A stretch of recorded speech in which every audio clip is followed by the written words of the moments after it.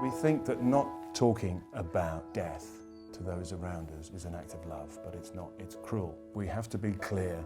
I would prefer not to ... I would prefer if we could ...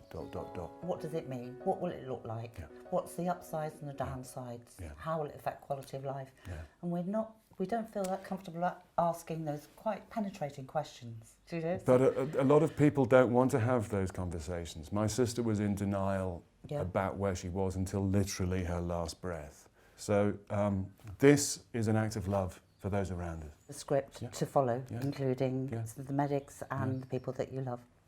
So we've talked about the advanced planning umbrella, and there's all sorts of things that can go in the advanced plan, through from the very end bit, funeral arrangements, wills, etc., to the softer stuff around how you want to be cared for, where you want to be cared for. But I sort of sense that you're quite happy to dive in at the hard part and talk about advanced decisions to refuse treatment. A very lovely friend of mine, her mum is in a home, has been for 3 years, not knowing anything, having had a heart attack in her garden, the place she loved the most 3 years ago. What a wonderful place that would have been to die. And yet paramedics rushed in and had to try and resuscitate her. Yeah. I like the point you made about dementia, and that sort of brings up to do this now while we have capacity to do it. Yeah. And have you discussed your plan with your family? Yeah. So they know what's in it? Yeah, we've been talking about death and dying for quite a while now, and it's become a very natural conversation to have within a family. My mother-in-law, who's 87 now, the wonderful thing is that I'm able to talk with her, and I'm able to talk with her 2 daughters about what's coming up, and we've talked about her funeral arrangements and her end of life.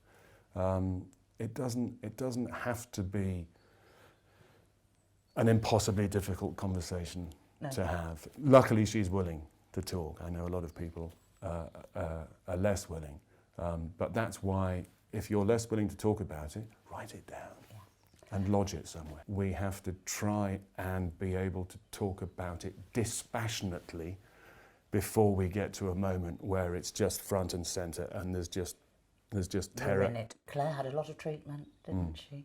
Yeah. And I wonder how that has affected your thinking for what you would want. There's quite a few things that came along with my sister's treatment and dying that really changed how I thought about things. You have to know when to say stop. And you have to have the health professionals around you who are able to have the conversation about there's no point in carrying on a medical treatment. We have to now start to look at the palliative. And what's glorious about palliative, and the studies all over, the sooner the palliative comes in, the longer you live and the better quality of life you have. Where we're fit and okay is sort of trying to describe to ourselves and to others what quality of life means for us as well. So, you know, what is a good quality of life, what isn't. And when that good quality stops, maybe that's when you wouldn't want any more treatment. But thinking about that way ahead of actually, as you say, being right in the moment. Tell me a little bit about, you know, your preferred place of death, where you want to die and who you want around you.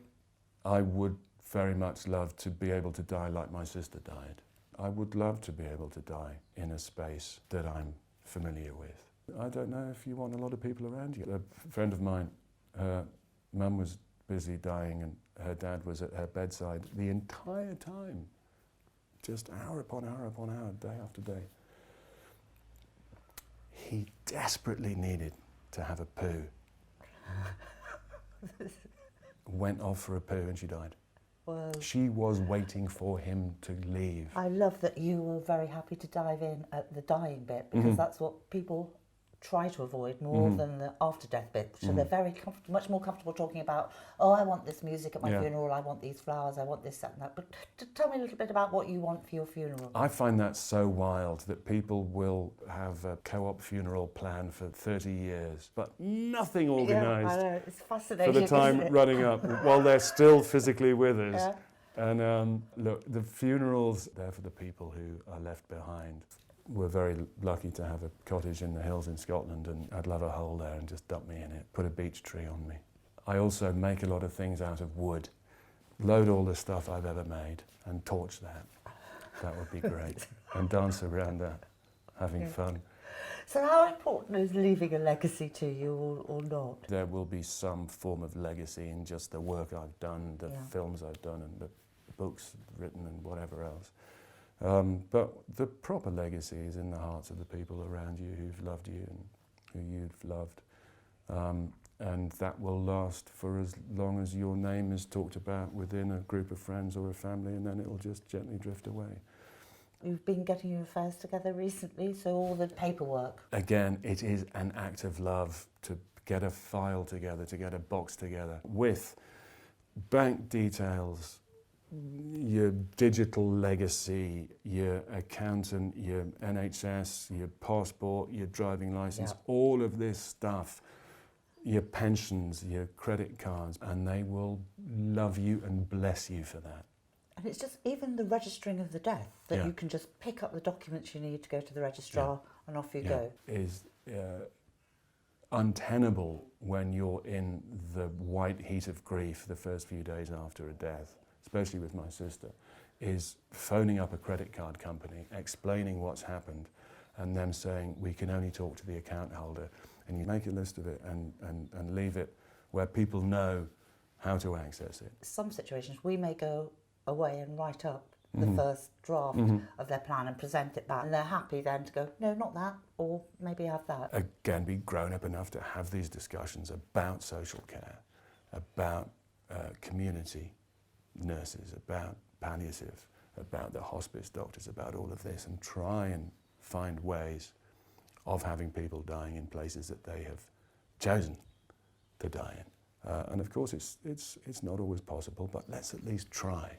This is the advanced plan for end of life. Legally binding. Legally binding. My overriding priority is quality of life. Therefore, interventions which may prolong life at the cost of quality of life would not be accepted. I think this is very clear. Your wish is to be allowed to die naturally with as much awareness as possible, but with pain and discomfort being managed. Quality of my life outweighs the importance of length of life. I mean, I think that's the bottom line, isn't it? That we feel now that we failed if we haven't just thrown the kitchen sink at everything. And extraordinary measures. Yeah, and a well-lived life doesn't matter how long it is, really, does it?